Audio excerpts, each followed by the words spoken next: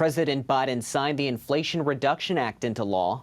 The bill provides $369 billion for clean energy investments, $64 billion for Affordable Care Act premium subsidies, allows Medicare to negotiate drug prices, and caps out-of-pocket costs at $2,000 per year. Democrats say all of that will be paid for while providing $300 billion in deficit reduction. How? Through changes to the tax code. Here to explain the many tax provisions in the bill is the Tax Foundation's senior policy analyst, Garrett Watson. Garrett, thanks so much for being here. Thanks for having me. So first and foremost, I want to ask you about the impacts this could have on individual taxpayers, specifically President Biden's campaign promise of never raising taxes on people who make less than $400,000 a year to pay for his policies. The White House put out a letter from Treasury Secretary Janet Yellen that states the legislation would either reduce or have no effect on the taxes due or paid by any family with income less than $400,000. Based on your analysis, is that true?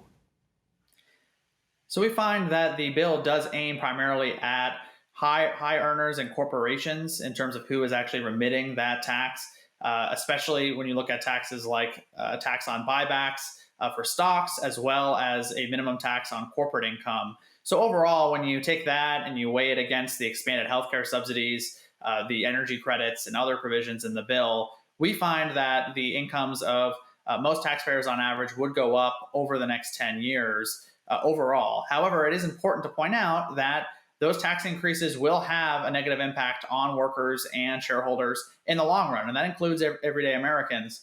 Because people pay taxes, not corporations. Your team wrote in your analysis that we estimate the Inflation Reduction Act would reduce long-run GDP by about 0.1%, reduce wages by 0.1%, and eliminate 30,000 full-time equivalent jobs.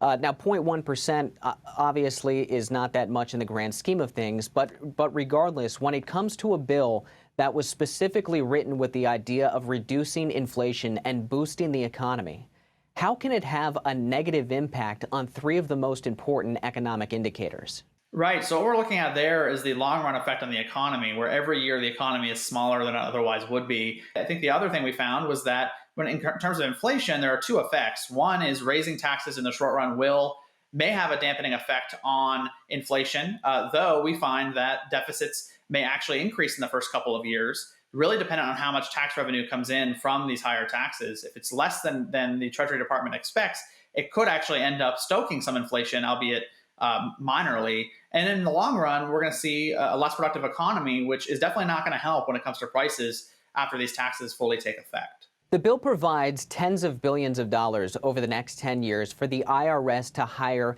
an estimated 86,000 new employees who will do everything from audits to IT to customer service. For the average taxpayer, could they feel any impact from that, whether it be positive or negative?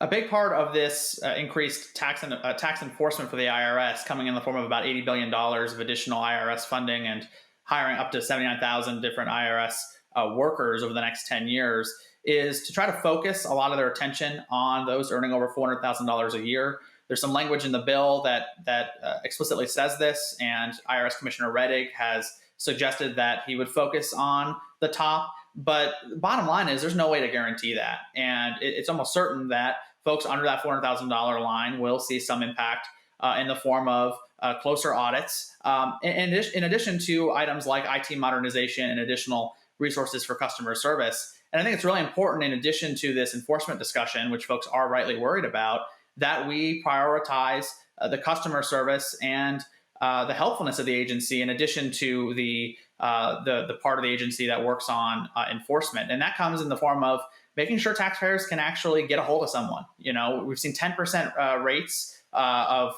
folks trying to get a hold of someone. 90% of the time, they don't get a hold of anyone. That's just unacceptable.